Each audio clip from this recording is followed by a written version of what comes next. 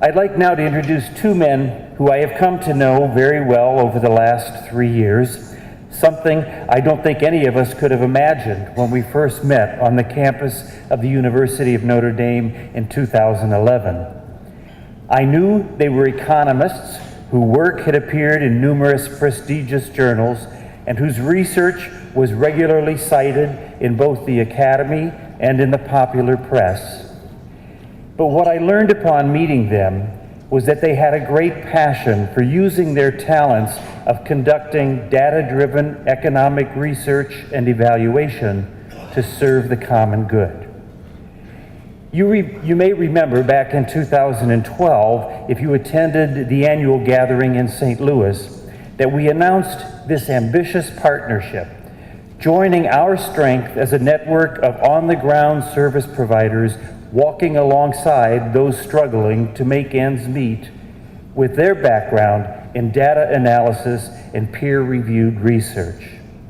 Together, we announced the creation of the Lab for Economic Opportunities, or LEO, the nation's first domestic anti-poverty lab with the goal of creating research-driven poverty solutions. Over the past 2 years, LEO has worked with a number of our agencies to begin the process of truly measuring what works and what doesn't. Today, we are excited to welcome them for the first public update on some of their preliminary findings and to share their perspective on what the role of evaluation in social services is, why it is so critically important. So would you please join me in welcoming two outstanding researchers committed to advancing our understanding of how we can better serve the needs of the poor, Professor Bill Evans and Professor Jim Sullivan. Welcome. With all that's happened, it's hard to know where to start, and so I thought maybe it would be best to start from the beginning and talk a little bit about how we launched LEO. As many of you may know, there's a long-standing relationship between Catholic Charities USA and the University of Notre Dame. They have partnered in a number of initiatives, perhaps most notably the From Mission to Service program that has brought many of you to the campus of Notre Dame. Well, Father Larry and his staff a few years ago came to Notre Dame to explore other opportunities, ways that these two institutions can work together in a shared mission to help the disadvantaged in the U.S. They met with a number of academics and administrators to explore various opportunities, including Bill and myself, two researchers that study domestic poverty. I recall vividly getting the email inviting us to meet with Father Larry and his staff, and when I remember meeting them for coffee and thinking that I had to make this quick because I had a lot of other things to get done that day, having no idea that this brief meeting with Father Larry and his staff would really change forever the future of my research career. And so in that conversation with Father Larry and his staff, he told us a lot about the human service sector. He told us about how it's a $200 billion industry that provides a tremendous amount of services, vital services to serving the disadvantaged across the U.S. He told us about his vision for transforming this service provider sector and to think anew about how we provide services to the disadvantaged in the U.S. At the same time, he shared with us some reservations about the way things were currently operating generally in the service provider sector. We talked a lot about how services often focus on the symptoms rather than the causes of poverty. Somebody comes to an agency because they're hungry and we give them food. That is a very important need and we're providing a critical service. But it doesn't address the also important question, why was this person hungry in the first place? And what can we do to ensure that this person is never hungry again? What can we do to address the root causes? Another important concern is that there tends to be a lack of evidence about what programs work, what is effective, and what is not effective. As Bill and I have traveled across the country and met with many different local agencies, we've seen many different innovative programs that have tremendous promise in terms of lifting people out of poverty. What they lack is evidence of their effectiveness, and without this evidence, it is hard to scale these programs up and expand them. Why is there a lack of evidence? Father Larry and his staff discussed with us in general that there's a lack of a culture of impact evaluation. We, as we've talked to service providers, have talked to them a lot about the evaluation that they conduct, and we hear a lot about measures of outcomes. Measures of inputs rather than measures of outcomes. I can recall a conversation with a executive director of a homeless shelter, and I asked him, well, what is your goal as the director of this homeless shelter? And he said, our goal is to end homelessness in this city. And I said, well, how are you doing towards that goal? And he said, I really can't tell you that, but what I can tell you is that we have 200 beds, and in every month during the winter, those beds are full. And I said, well, you realize that by that metric, the more homeless people that you have, the more successful you will be. And then if we are actually successful at reducing homelessness, your metric will suggest that you are not doing as well. What we really want to know is what impact does the services that this homeless shelter provide have on permanently lifting people out of poverty and permanently housing these people in a stable living situation. We need to focus on what is the true impact of these programs. So it was during this conversation with Father Larry that we shared with him that there is a large network of researchers that are interested in these same kinds of issues. And together we realized that there was an opportunity to partner with Catholic Charities to explore these issues and to research the effectiveness of anti-poverty programs throughout the U.S. And so it's from that conversation that the Lab for Economic Opportunities was born. So what is the Lab for Economic Opportunities, or LEO? It's a research center located at the University of Notre Dame that has the goal of finding research-driven poverty solutions. Now, we are not the first anti-poverty research center located on a university campus, but we are unique in that we have a partner directly with local service providers. In particular, we are partnering with Catholic Charities, the largest private provider of services to the poor in the country. This makes us unique compared to other research centers across the country. How does LEO work in practice? One of the things that we've learned as we've visited agencies across the country is that there are all of these innovative programs that are in need of evidence to support their effectiveness. And at the same time, there are all these researchers who would jump at the opportunity to be able to research the questions and evaluate these programs. And so a key service that LEO is providing is to match these researchers with these service providers. If you come to LEO with an innovative job readiness program, LEO finds the premier researcher who studies job readiness and will match you with that researcher so that you can conduct the kind of evaluation that allow you to demonstrate the effectiveness of that program. So what do you do when you get teamed up with that research team is that you will be running experiments to demonstrate the impact of your program. In some cases, this will be like the drug trials that the pharmaceutical industry implements, where you are truly randomly assigning clients to treatment and have a control group. But oftentimes, it will be what we might call a natural experiment. And what we found is that you all are running these natural experiments all the time that would allow you to demonstrate the effectiveness of your program. If you are running a program that is oversubscribed and you have to implement a lottery or a waiting list, or you have to restrict eligibility to one zip code as opposed to another, this allows us to study the impact of this program in a very rigorous way that will provide you evidence of impact. Armed with this evidence of the effectiveness of the program, we can work with Catholic Charities USA and the broad network of Catholic Charities agencies to disseminate this information so that effective programs get scaled up across the country. In addition, we can disseminate this information to policymakers so that better policy is designed to improve programs provided to those in need. So with this better services that are offered, how effective programs are scaled up, and with better policy, we ultimately aim to lift millions out of poverty. So let me talk a little bit about why evaluation is so important. And first and foremost, it allows us to identify the best programs and demonstrate their impact. So it gives you the information to go to funders and to go to other service providers and to go to policymakers and show them the direct impact of that program.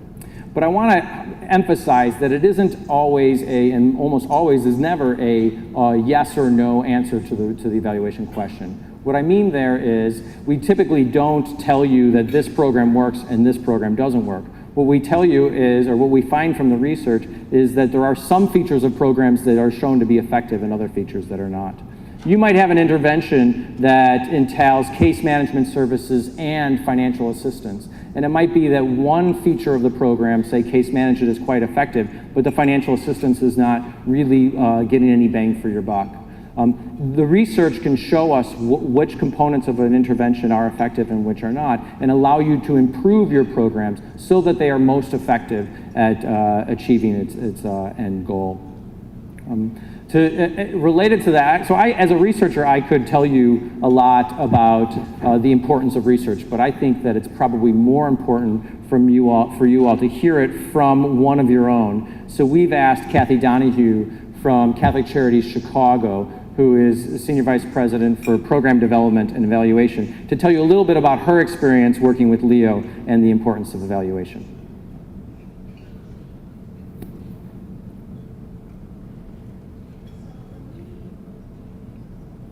Hello? Oh, it's on. Okay. When we first began working with Notre Dame, we were looking at our Women, Infant, and Children program, which is a nutrition program that's about maternal and child health. And we had a big question: are we improving maternal and child health?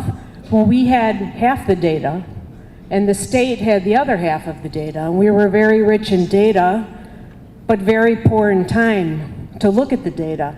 So here, Notre Dame comes. They're experts at data analysis. They were able to get information from the state, as well as taking our information, and now we're on the road to figuring out, are we really making an impact on maternal and child health? But in the process of doing that, we learned a number of things. One thing we learned was that women with incomes of less than $10,000 weren't redeeming their coupons. And that was a big surprise to us. So we were sitting around the table saying, the people who need to redeem these coupons, the poorest of the poor, women under 20 with incomes less than 10,000, are not redeeming their coupons. Everyone in the room is excited because now we figure we're going to have to do a different kind of approach to make sure that we're able to impact those people. Now, that wasn't the information we set out to gather, but in the end, well, that's only one thing we've learned from the beginning, but it helps you to retool, helps you to do things better. It helps you figure out how to attract the people that you're trying to help.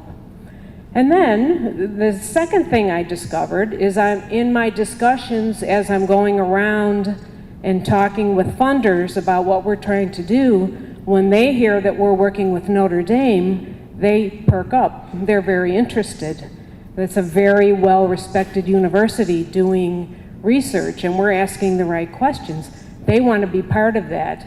So it's almost a marketing tool that you have Notre Dame working with you. And if you're ever applying for a federal grant, which we do weekly, up all night writing proposals, it's also match for your proposal writing, because this is a very expensive service that we are receiving. We're so very grateful for it. So, I mean, you want to know what you're doing, you want to know that you're effective, and then you want to be affiliated with the best, and that's what we're doing. So, thank you.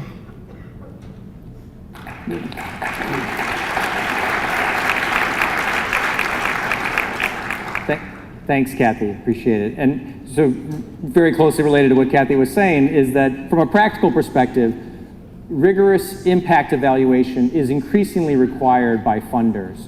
So we see it particularly with the largest foundations. Take the Gates Foundation or the Kellogg Foundation. You'll see that they require a very detailed evaluation plan that will provide rigorous impact of your program before they're going to fund the program. And we feel that there really is a tipping point here on the horizon where it's not just the large foundations, but every foundation is going to require that you can demonstrate the impact of your programs before they're going to invest and support these kinds of efforts.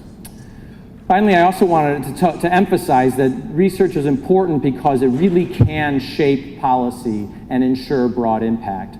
Many of you may have seen that Paul Ryan recently released his plan for fighting poverty in America, and included in that plan is a component for intensive case management. And the example that he uses in his proposal comes out of a new program that is being launched at Catholic Charities Fort Worth called the Padua Pilot. And I was in DC with Heather Reynolds and Father Larry and met with Paul Ryan, and he was very excited about the fact that this was going to be evaluated and have rigorous evidence of impact. In fact, what he talked about was that if we can show evidence at a small level, that he would be delighted to have the opportunity to run an experiment at the city or at the state level and expand this to really provide the gold standard evidence of effectiveness so that a program could be expanded nationally. One of the examples that I like to tell in terms of how evaluation can impact policy comes from a small experiment that was run in the early 1960s in Ypsilanti, Michigan. It was called the Perry Preschool Project. And they had a brand new preschool that was high quality, very intensive intervention, and they had room for 60 kids. So there was excess demand for this program, so they randomly chose from 120 kids which 60 kids got to participate in this program. And the remarkable feature of this is they've been tracking these 120 kids, poor inner city kids, for the last 40 plus years. And the impact of this intervention has been tremendous on marriage rates, on fertility, on education, on earnings, on crime. And in many ways, the discussion we're having today about universal preschool and the investments that we're making in early childhood education are because of the Perry Preschool Project. A simple experiment of 123 kids has changed the way we think about and invest in early childhood education. And what we hope to do at Leo is to have Perry Preschool projects running in Catholic Charities local agencies across the country. And by doing so, change the way we fight poverty in America. And we want to talk to you a little bit about specific examples of what we're doing, but to do that I'm going to turn it over to the other half of the Bill and Jim duo and ask Bill to come up to talk about examples.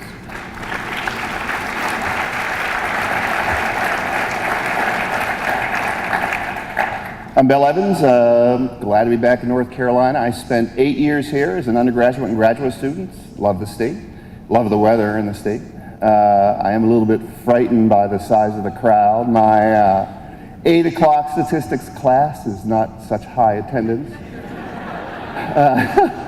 I'm certainly glad I don't have to grade your midterms either. It's a pretty big room. As Jim said, the first part of our program has really been what we're describing as proof of concept. We want to demonstrate not only to ourselves, but also to the Catholic Charities Network that we're providing value for you and for the community at large. And so what we've been doing is traveling around the country trying to take a look at innovative programs and evaluate them using academic tools that's going to provide the most convincing evidence about program effectiveness.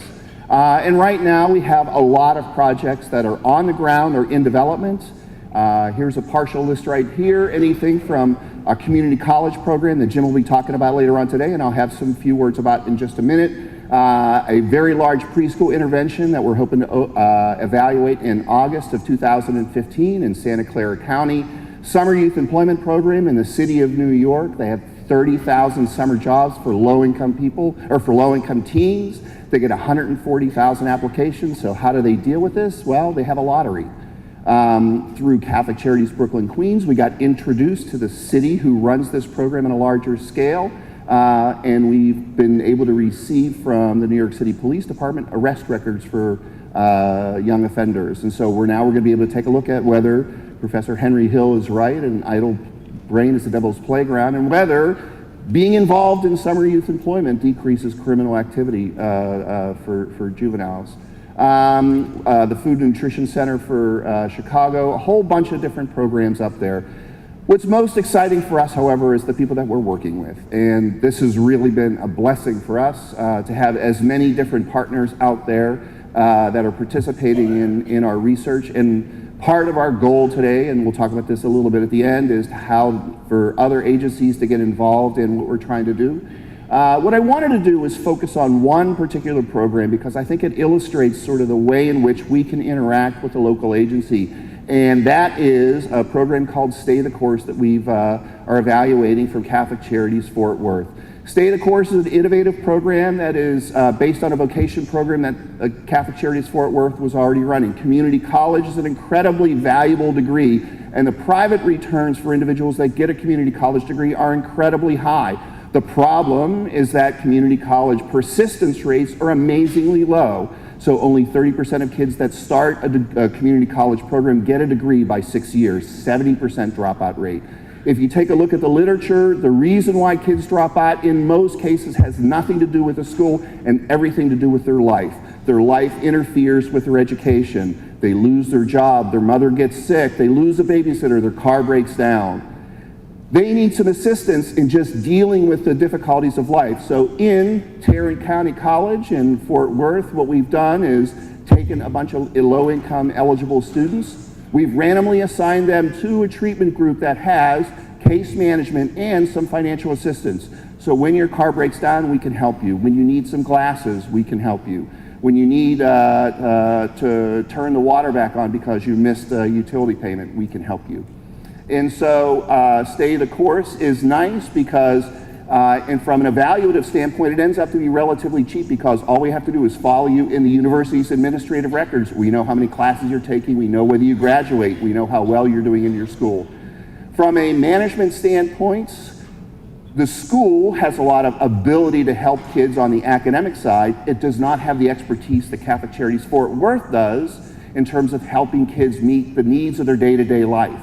How do you find a new babysitter? How do you get on an EITC return? How do you get on TANF?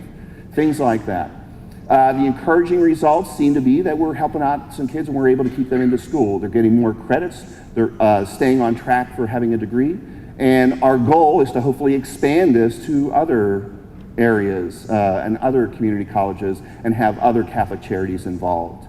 So Stay the Course is a nice example of how we've are trying to use what Catholic charities do on a day-to-day basis and put this into an academic framework to get the best available evidence so we can demonstrate program effectiveness. So in terms of programs, what are we looking for? What are we hoping to evaluate? Well, obviously we're looking for programs that are designed to reduce poverty. Now that is a very long process, as Greg will talk about in a moment. It takes a long time to move some families out of poverty. We might not be able to measure poverty, but we can also move predictors of poverty, such as education. And so if we can improve what kids are learning in school, we're going to increase the chance that they're going to move out of poverty as adults. If we can increase the chance that you have a degree, we want to take a look at that program because that is a predictor of poverty. The most important thing in any evaluation is that we have to have a comparison sample. We have to ask the counterfactual, how would people be if they didn't have the availability of this program? And so the easiest way to get a comparison sample is to have excess demand for the program. So what we're interested in having is programs where you cannot meet the needs of all the people in the intervention, which is probably 99.9% of the interventions that you guys run. So if we have a comparison sample, if we have excess demand, our hope is then we can set it up such that we can run a lottery. There's many different ways to allow people into the program. We're hoping one of them you could use is a lottery, which gives equal balance to people inside and outside the treatment, so any difference we see, we can attribute to the intervention and therefore have the best evidence. The third characteristic that we're looking for is scalability and replicability. We need to be able to move these interventions to somewhere else. I was talking to one charity, they had this really great program, and when you get down into it, why does this program work? Because we have the best director in the world. I can't replicate your director, but if you have a curriculum, I can take that curriculum somewhere else. And so therefore, we need programs that you can move to other areas.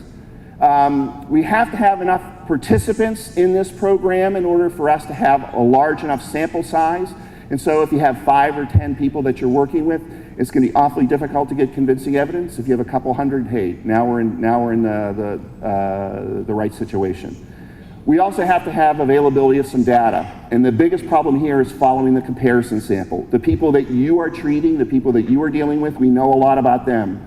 but the people who are not getting services, the people who were rotated out because they didn't win the lottery, we have to follow them, and that's where the big expense comes in.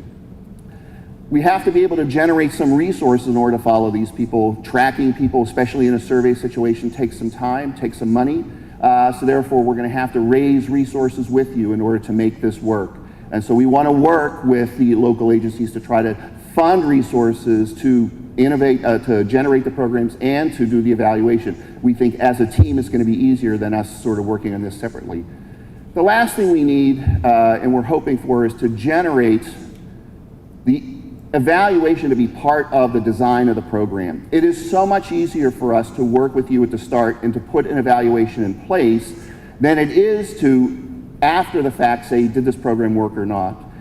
It does take some effort on your part. It does take some planning on ours in order to make this thing work. But we think the advantages of doing it that way far outweigh the retrospective approach where we might sort of lose a lot of key pieces of information. Now, we've done this twice already with Catholic Charities Fort Worth, one with Stay the Course, and the other one with the upcoming Padua pilot, which we hope to launch in the beginning of the new year. And I've asked Amy Willard from Catholic Charities Fort Worth to talk a little bit about the process that we go through in terms of building the evaluation into the design of the program and how that might work for local agencies. And so, Amy, there she is right there. So.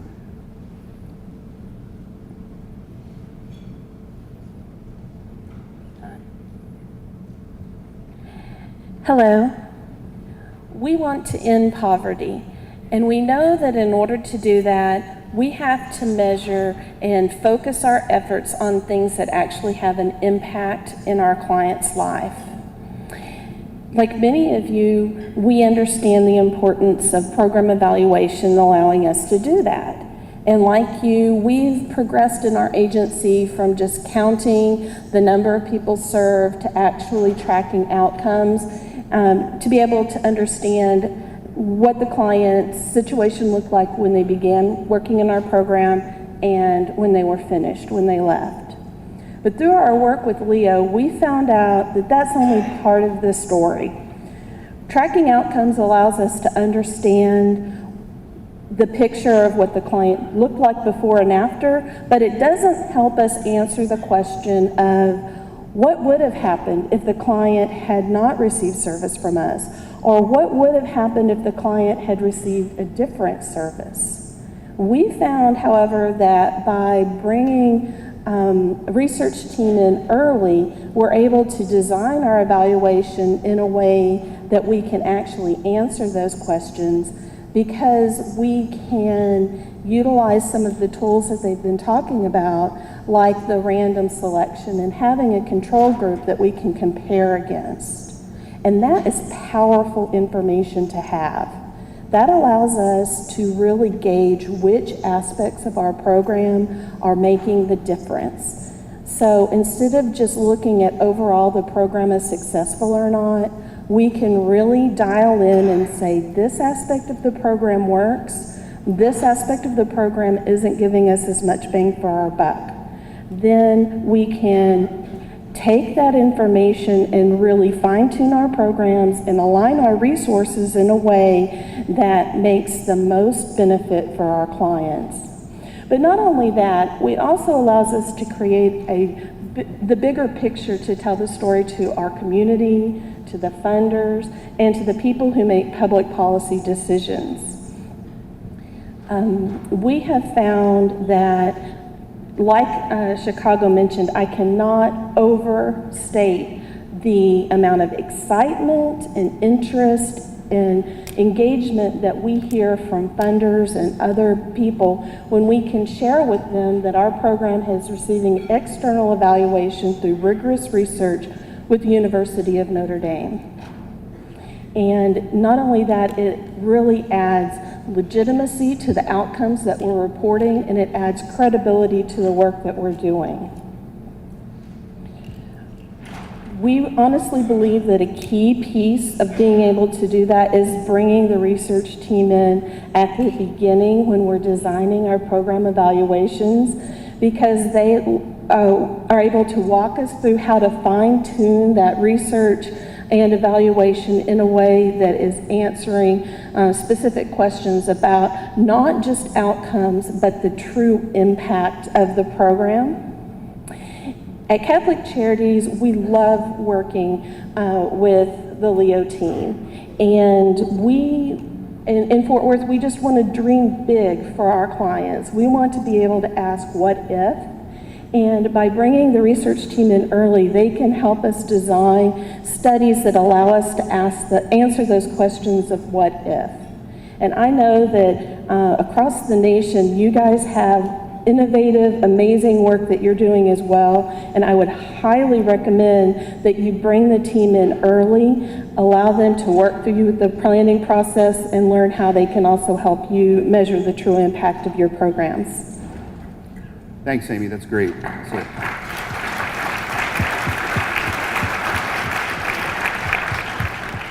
Just like we want to look for programs that can be replicated, if we could replicate the success that we've had with Catholic Charities Chicago and Catholic Charities Fort Worth, this is going to be an enormous success for us. So here's where you come in. If you go to our webpage, on the left there, you say how to get involved. We have a section for service providers. At the bottom there, we have a link, and we have a call for evaluation partnerships. We're looking for your ideas. We want to know what you're doing. We want to work with you. We are interested in figuring out what are good ideas, what are good programs that are on the horizon, and we want to work with you in trying to set up an evaluation. We've listed some characteristics that we're looking for. We have a little template that you might want to follow. Just in terms of a wish list of some programs that we're interested in taking a look at, we would love to do something on prisoner reentry. The United States used to be a manufacturing country. Now we have a lot of people in prison. And unfortunately, they dump these prisoners on the streets and have very little reentry assistance. This happens in every country, in every jurisdiction. And if we can just move the needle a little bit on recidivism, there's a double dividend not only for the person, but on the fiscal side as well. So we're very interested in prisoner release programs. We're interested in parent education about college finance. One of the big reasons why kids don't go to college is because their parents think they can't afford it. If you sit down with a family and you fill out the FAFSA form and they figure out that their expected family contribution is 0, then there's suddenly a big demand for college. It would be nice to run some experiments where we just educate parents about what their college prospects are. And if we can do it, say, in 6th, 7th, and 8th grade, maybe the parents are going to have a little bit more input into the education process. We're very interested in senior housing, low-income seniors getting a stable roof over their head with some assistance. This is a nice program because federal rules have it such that these has to be determined by waiting list, which is a natural randomization device, and therefore we have a ready-made comparison sample, people that aren't able to find housing. In-home parent training is a hot issue in a lot of social psychology and a lot of economics as well. These are light touch interventions where you teach people in their home how to interact with their kid, how to stimulate their mind, how to teach parents how to read with them. We're also very interested in taking a look at programs that can be followed with administrative data. So a lot of programs, people generate a paper trail. Anything having to do with Medicaid or Medicare or a federal transfer program or prisoner reentry, the key outcomes are things that we already have in administrative databases. And so therefore the evaluation becomes very, very inexpensive because all we have to do is sign an agreement with the state, get the data, and follow these people with their identifiable information to figure out what the outcomes are. It makes for ready-made evaluations and relatively cheap cost in terms of figuring out what the impacts are. At the end here, the last thing we want to talk about is we really want to thank Father Larry. Leo would not exist without Father Larry and his support and his vision, and this has transformed not only our lives, but our college at Notre Dame as well. And this is one of the key efforts of our college is to foster the growth of Leo, because they believe in its mission and they believe in the partnership with Catholic Charities is going to transform not only the university, but also the lives that you people touch as well. We can't understate the impact that Father Larry has had on our growth, and we feel blessed to be part of this project. We are a little bit worried that your 10 years in a very temperate climate in Washington, D.C. may have made you soft. So we have got you some things to let you know that not only should you stay warm in Minnesota, but you're also going to be warm in our hearts. So we have Notre Dame hat, gloves, and scarf. So thank you.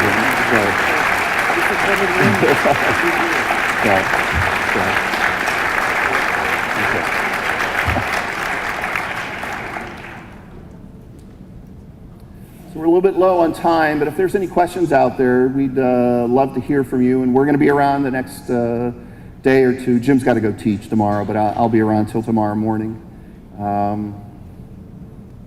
Yes? Is there a fee for involvement in this No, so there's project? there's no fee, and we understand evaluation is something outside of what people typically do, and there's costs associated with it. But we do have a staff to help write grants, and we will work with you to try to generate money not only for the program but also for the evaluation side of it. We do have some money to get started on some projects. We do have a nice staff, and that staff is going to grow considerably over the next year. We think that we're going to have 10 employees in total by the end of next summer.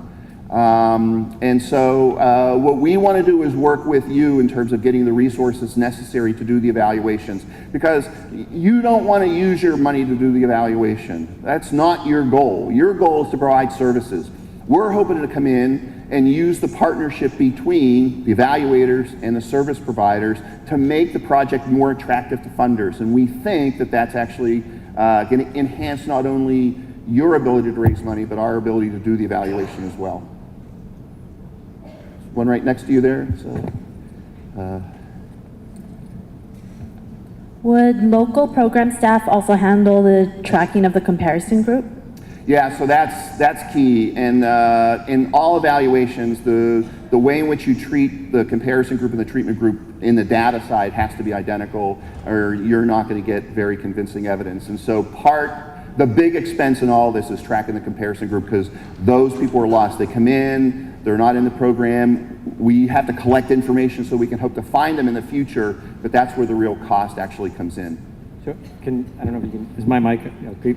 A good example of this is the Homeless Prevention Call Center in the city of Chicago, where they have clients come in, but they make calls when they're at risk of becoming homeless, and the call center maintains information both on those that are eligible but called when the center didn't have, the agencies didn't have funding, and those that actually did receive funding. So they had the data on the comparison group, and they were able to provide that for us. And oftentimes we're finding that agencies do in fact have the information on the group that didn't receive the services.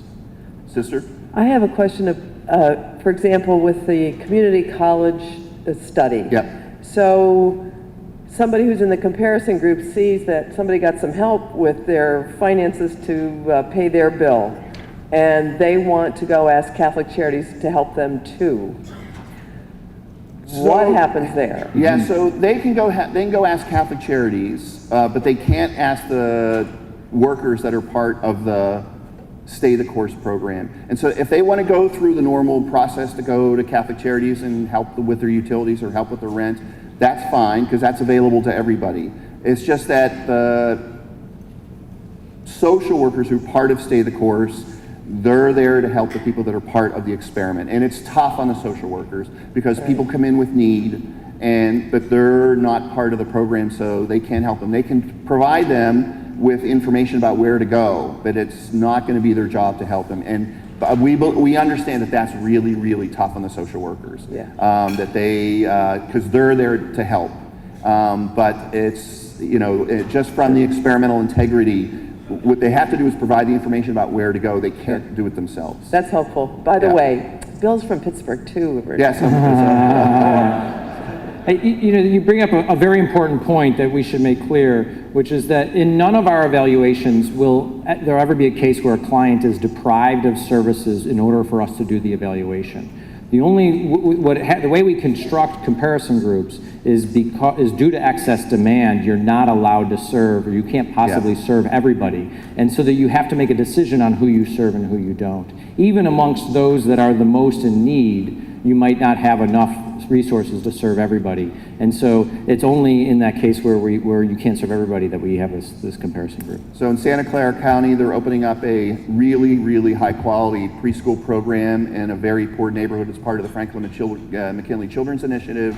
It's going to be one of the largest preschools in all of California, amazingly high quality, and so there's going to be tremendous excess demand for this program. All the families who are coming from Head Start, and so they're going to get essentially Head Start on steroids for their kids.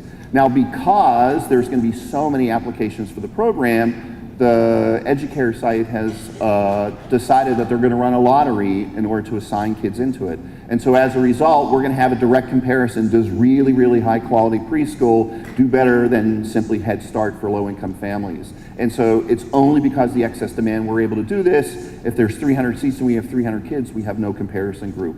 And I'm guessing that you guys have excess demand for your programs, just a hunch. So, any other questions? So,